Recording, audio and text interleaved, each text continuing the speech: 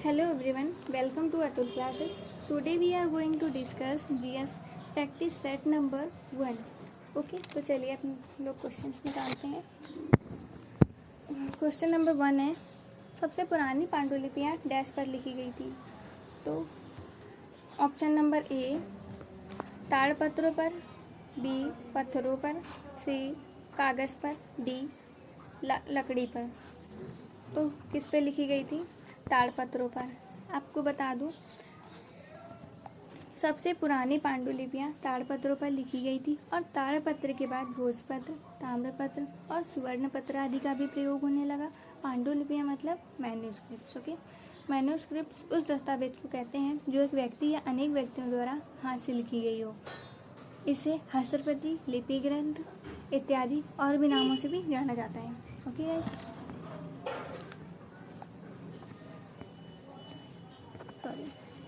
तो question number 2 है, अभिलेखागार वह स्थान है जहाँ 4 ऑप्शन दिए गए हैं। पहला ऑप्शन है खुदाई में पाई गई मूर्तियों को रखा जाता है। दूसरा है पुरातत्वविदों द्वारा प्राप्त किए गए पत्थर और ईंटों से बनी इमारतों के अवशेषों को रखा जाता है। तीसरा है खुदाई में पाई गई पशुओं और पक्षियों की हड्डियों को रखा जाता है। ऑप्शन नंबर 4 है, चौथा ऑप्शन, ऐतिहासिक पांडुलिपि तथा दस्तावेजों को रखा जाता है। तो option number D is correct option. ठीक है, ऐतिहासिक पांडुलिपि तथा दस्तावेजों को रखा जाता है। ठीक है, आपको बता दूं, अभिलेखागार 2 शब्दों से मिलकर बना है, अभिलेख और आगार। अभिलेख का तात्पर्य ऐतिहासिक पांडुलिपि तथा दस्तावेज से है। ठीक है, तो क्वेश्चन नंबर 3 पे आते हैं। भारत में आरंभिक मानवों पर समझ के लिए निम्नलिखित में से किसे एक प्राथमिक स्रोत माना जा सकता है? 4 ऑप्शन है। ऑप्शन नंबर ए गिरनार का शैल अभिलेख, बी पातशाह नामक चित्रकला, सी मध्य प्रदेश की शैल चित्रकला और डी कांगड़ा शैली की चित्रकला। तो option number C correct option है। आपको बता दूं, क्योंकि मध्य प्रदेश की भीमबेटका गुफा विश्व की सबसे प्राचीन गुफा है। यहाँ से प्रस्तर सामग्री प्राप्त हुई है जो यहाँ पर आखेटक, घोड़े, हाथी, कृषक, ग्वाले आदि के चित्र भी हैं। ठीक है, तो क्वेश्चन नंबर 4 पे आते हैं। जनजातीय लोगों के इतिहास के पुनर्निर्माण के लिए में से कौन सा कथन गलत है? और ऑप्शन है, ऑप्शन नंबर ए अधिकांश जनजातीय समूहों ने लिखित दस्तावेज रखा है, बी जनजातीय लोगों ने समृद्ध रीति रिवाजों और मौखिक परंपराओं का संरक्षण किया है, सी जनजातीय समाज अपनी विविध किस्म की ज़रूरतों के लिए एक दूसरे पर निर्भर रहा है, डी है समकालीन इतिहासकार और मुसाफिरों ने जनजातियों के बारे में बहुत कम बताया है। तो ऑप्शन नंबर कौन सा सही है? ऑप्शन नंबर ए अधिकांश जनजातीय समूहों ने लिखित दस्तावेज रखा है। ठीक है, तो अब हम लोग आते हैं क्वेश्चन नंबर 5 पे। क्वेश्चन नंबर 5 है, निम्नलिखित में से किसके लेखन को प्राथमिक स्रोत के रूप में नहीं माना जाता है? किसके लेखन को प्राथमिक रूप में नहीं माना जाता है? ठीक है, नहीं माना जाता है। 4 ऑप्शन है। पहला ऑप्शन है अबुल फजल, बी है राजसुंदरी, सी है जियाउद्दीन और डी है मुजफ्फर आलम। तो कौन सा ऑप्शन सही है? मुजफ्फर आलम। आपको बता दूं, मुजफ्फर आलम के लेखन को प्राथमिक स्रोत के रूप में नहीं माना जाता है। ठीक है, अब हम आते हैं क्वेश्चन नंबर 6 पे। क्वेश्चन नंबर 6, चलिए क्या लिखा है, यदि आपको प्राचीन भारतीय इतिहास पढ़ाना प्रारंभ करना है तो निम्नलिखित स्रोतों में से किस स्रोत को प्रयुक्त करना गलत होगा? ठीक है, गलत होगा। पहला है लघु चित्रकारी, दूसरा है शिलालेख, तीसरा है हस्तलिपियाँ और चौथा है गुफा चित्रकारी। तो गुफा चित्रकारी इज करेक्ट आंसर। तो चलिए अब हम आते हैं क्वेश्चन नंबर 7 पे। क्वेश्चन नंबर 7 में लिखा है एक शिक्षक भारत के विभाजन पर प्राथमिक स्रोतों पर आधारित एक कार्य योजना प्रोजेक्ट करवाना चाहता है। निम्नलिखित में से कौन सा प्राथमिक स्रोत नहीं है? पहला ऑप्शन दिया हुआ है, पहला ऑप्शन है आत्मकथाएं, दूसरा है समाचार पत्रों का पूरा लेखागार, और सी ऑप्शन है मौखिक इतिहास, और चौथा है उपन्यास। ठीक है, 4 ऑप्शन दिए गए हैं, 4 ऑप्शन में से उपन्यास ये हमारा करेक्ट ऑप्शन है। ठीक है, तो अब हम लोग आते हैं क्वेश्चन नंबर 8 पे।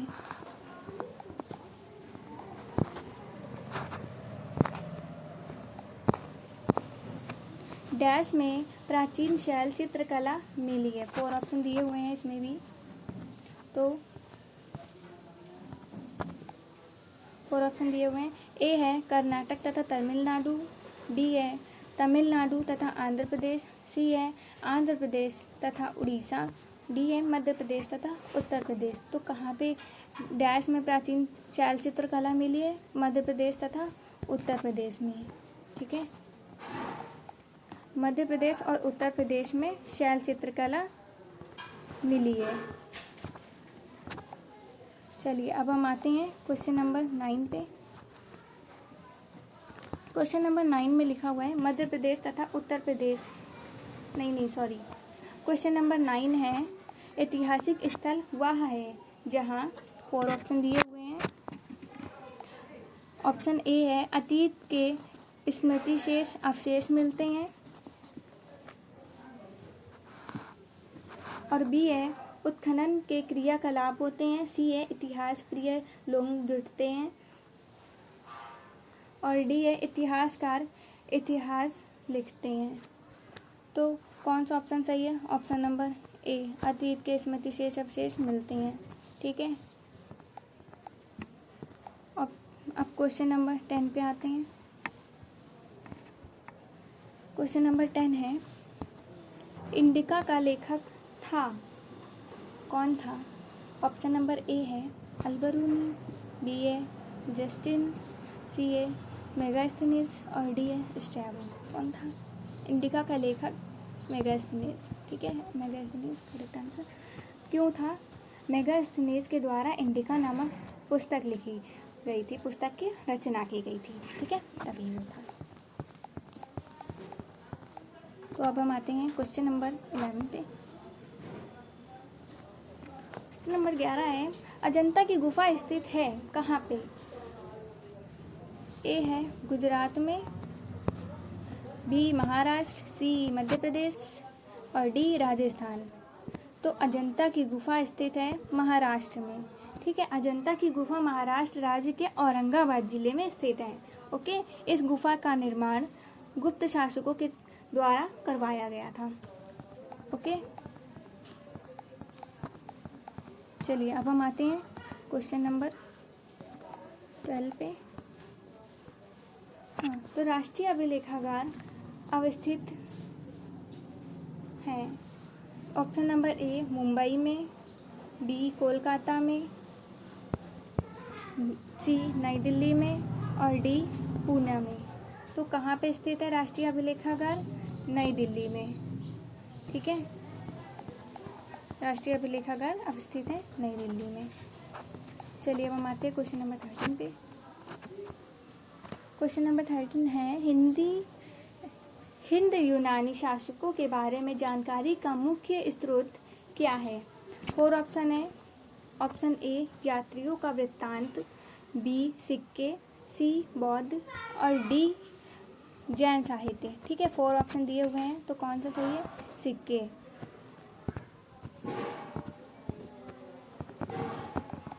ऑप्शन नंबर बी सही है।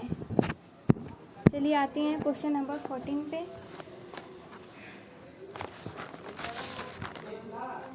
क्वेश्चन नंबर 14 है, अजंता गुफा चित्रों में इस्तेमाल किए गए रंग निम्नलिखित में से किस सामग्री से प्राप्त किए गए हैं?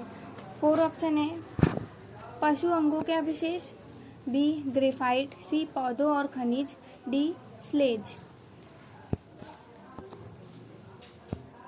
तो ऑप्शन नंबर सी पौधों और खनिज, ठीक है, ऑप्शन नंबर सी सही है। अब आते हैं क्वेश्चन नंबर 15 पे। प्लिनी कौन था? 4 ऑप्शन दिए गए हैं, एक कवि जिसने भारत के इतिहास के बारे में लिखा है, और बी ऑप्शन है एक योद्धा राजा जो अफगानिस्तान में बस गया था, ऑप्शन सी एक रोमन विद्वान जिसने भारत के रोमन साम्राज्य के साथ व्यापार किया, डी ऑप्शन है उपरोक्त सभी।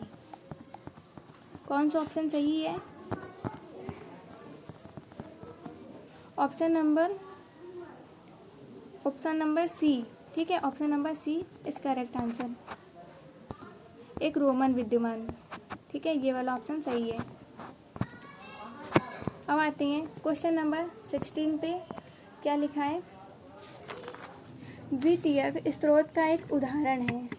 4 ऑप्शन है, जनसंख्या रिपोर्ट 2011, बी है जन्म एवं मृत्यु के पंजीकरण रिकॉर्ड, सी है हमारे अतीत कक्षा 1 से 6 के लिए NCERT को इतिहास की पाठ्यपुस्तक, और डी है भारत का संविधान। तो option number C correct option है, ठीक है, option number C correct option. चलिए अब हम आते हैं क्वेश्चन नंबर 17 पे। क्वेश्चन नंबर 17 है, स्थानीय समाचार पत्र से मौसम की जानकारी का संग्रह किस प्रकार का स्रोत है?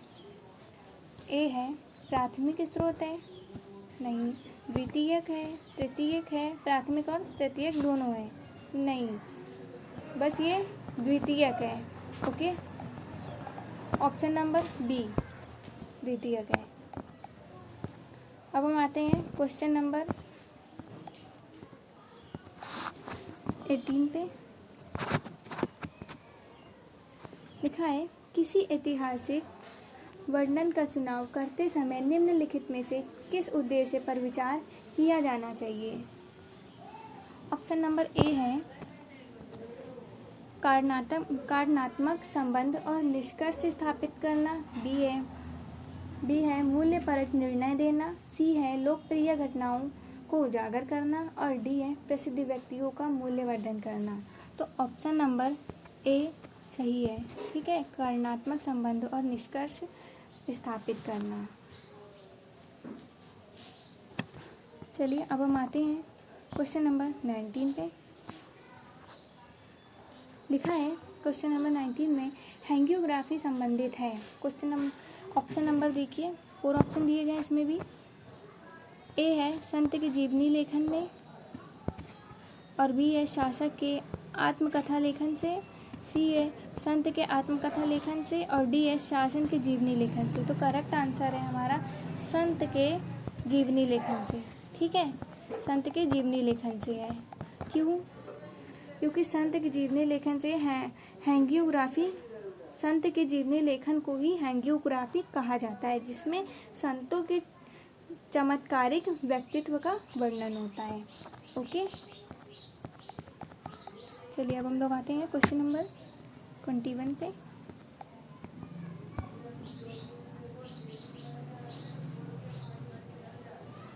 क्वेश्चन नंबर 20 पे।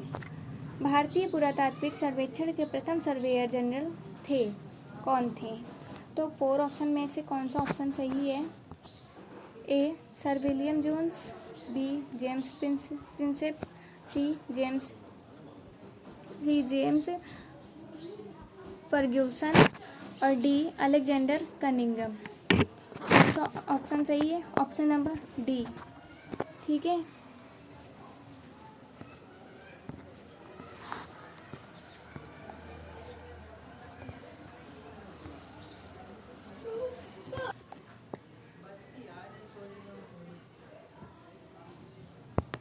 क्वेश्चन नंबर 21 पे आते हैं।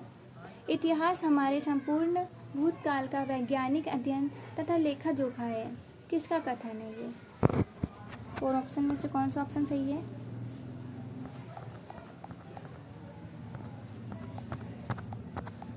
पहला ऑप्शन है डॉक्टर राधाकृष्णन, बी है रेप्सन, सी है प्रोघाटे, डी है जोन्स। तो हमारा करेक्ट ऑप्शन है प्रोघाटे। ठीक है, चलिए अब हम आते हैं क्वेश्चन नंबर 22 पे। आदिवासी जनजाति के लोग अपना पिछला लिखित रिकॉर्ड नहीं रखते हैं। वर्तमान के इतिहासकार आदिवासी इतिहास कैसे लिखते हैं? चलिए देखते हैं क्वेश्चन नंबर ऑप्शन नंबर ए। ठीक है, तो प्राकृतिक परंपराओं का प्रयोग करके, बी आदिवासी पौराणिक कथाओं का प्रयोग करके, सी पुरातात्विक स्रोत का प्रयोग करके, डी वाचिक परंपराओं का प्रयोग करके। तो किसका प्रयोग करके? वाचिक परंपराओं का प्रयोग करके। ठीक है,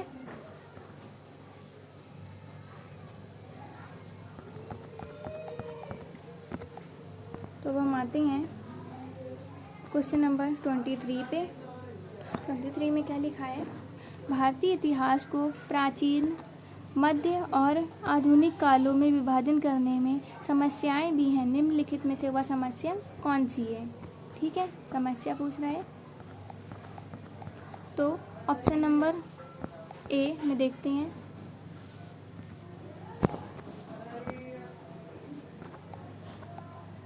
क्या लिखा है?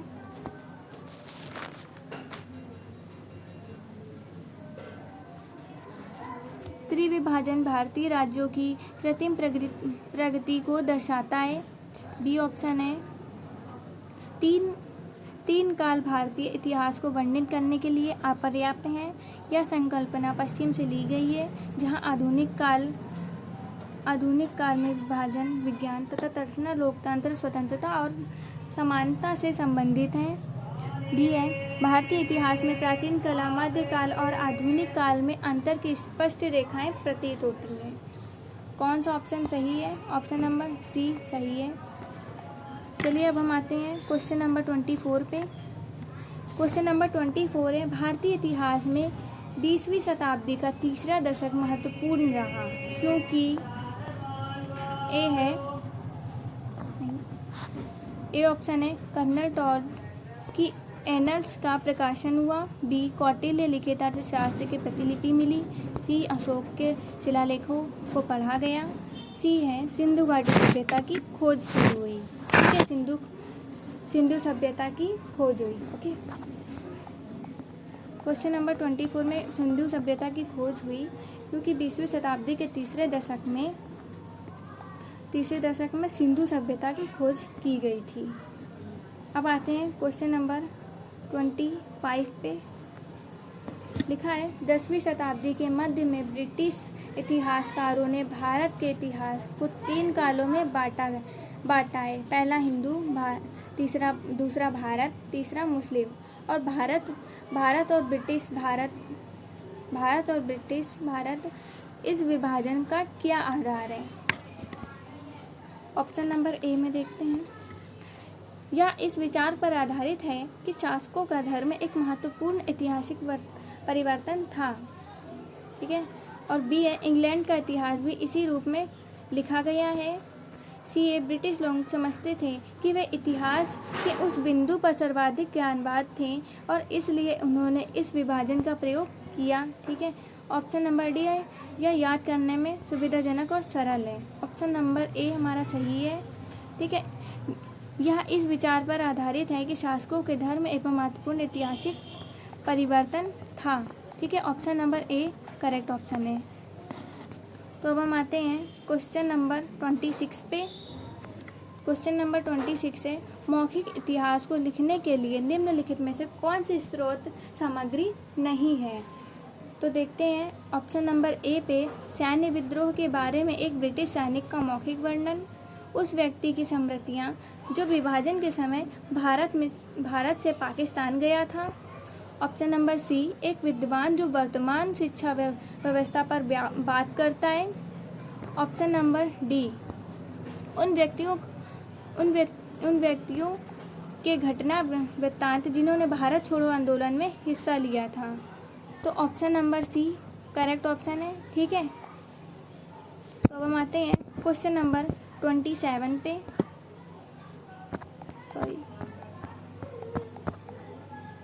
क्वेश्चन नंबर 27 पे लिखा है अष्टाध्यायी के लेखक थे। अष्टाध्यायी के लेखक कौन थे?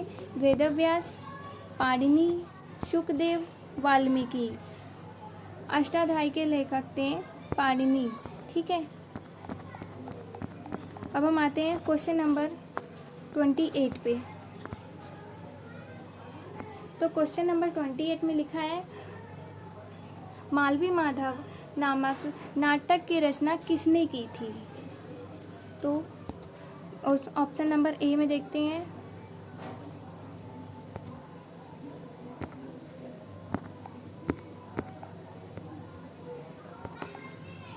ऑप्शन नंबर ए है भास और बी है कालिदास, सी है भवभूति और डी है बाणभट्ट। तो हमारा करेक्ट ऑप्शन है भवभूति। ठीक है, ऑप्शन नंबर सी।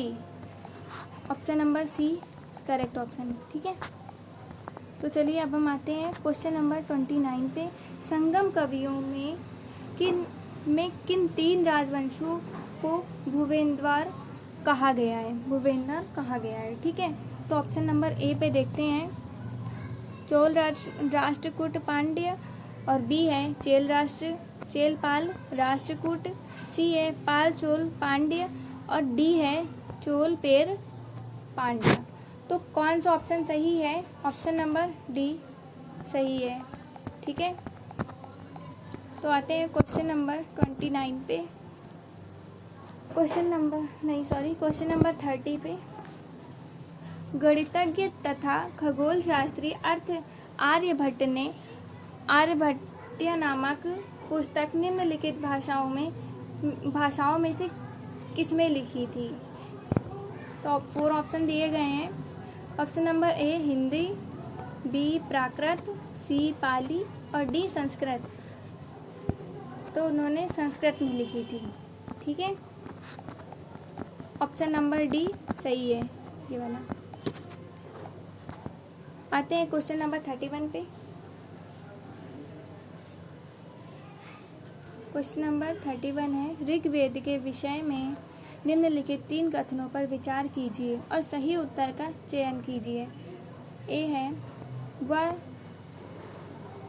3500 वर्ष पूर्व लिखा गया था, बी है इसकी रचना प्राकृत में की गई थी, सी है इसमें 1000 से अधिक प्रार्थनाएं। तो कौन सा ऑप्शन सही है? ऑप्शन नंबर सी, इसमें 1000 से अधिक प्रार्थनाएं हैं।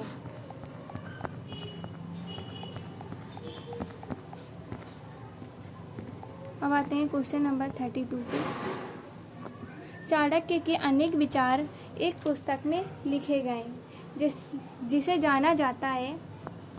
4 ऑप्शन में से कौन सा ऑप्शन सही है? Option number A Atharvaveda, B Arthashastra, C Yajurveda, ए धर्मशास्त्र। तो किसे जाना जाता है?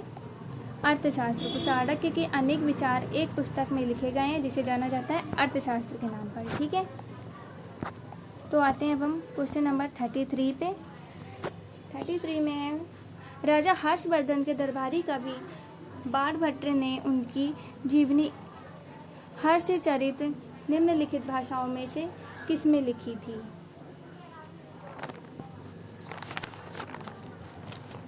ऑप्शन नंबर ए है प्राकृत, बी है हिंदी, सी उर्दू, डी संस्कृत। तो उन्होंने लिखा था संस्कृत में। ठीक है, ऑप्शन नंबर डी करेक्ट है, क्योंकि राजा हर्षवर्धन के दरबारी कवि बाणभट्ट ने राजा हर्षवर्धन की जीवनी संस्कृत भाषा में हर्षचरित के नाम से लिखी। ठीक है, क्वेश्चन नंबर 34 पे आते हैं। लिखा है पंच सिद्धांतिका के रचयिता कौन थे? 4 ऑप्शन में से कौन सा ऑप्शन सही है? ऑप्शन नंबर ए है आर्यभट्ट, अश्वघोष, ब्रह्मगुप्त और डी है डी है वराह मिहिर, वराह मिहिर। ठीक है, तो option number D correct option है। ठीक है, ऑप्शन नंबर डी। चलिए अब हम आते हैं अपने लास्ट क्वेश्चन पे। क्वेश्चन नंबर 35, निम्नलिखित में से अर्थशास्त्र का संबंध किससे है? 4 ऑप्शन दिए गए हैं, कौन सा ऑप्शन सही है? ऑप्शन नंबर ए शासन से। निम्नलिखित में से अर्थशास्त्र का संबंध किससे है, ये पूछा है। शासन से कि राजनीति से, शिक्षा से, धन से? अर्थशास्त्र का संबंध किससे है? तो राजनीति से है। ठीक है, ऑप्शन नंबर 35। कौटिल्य द्वारा लिखी गई पुस्तक अर्थशास्त्र का संबंध राजनीति से था। ठीक है, तो आगे के क्वेश्चन हमारी दूसरी वीडियो में है। ठीक है, थैंक यू।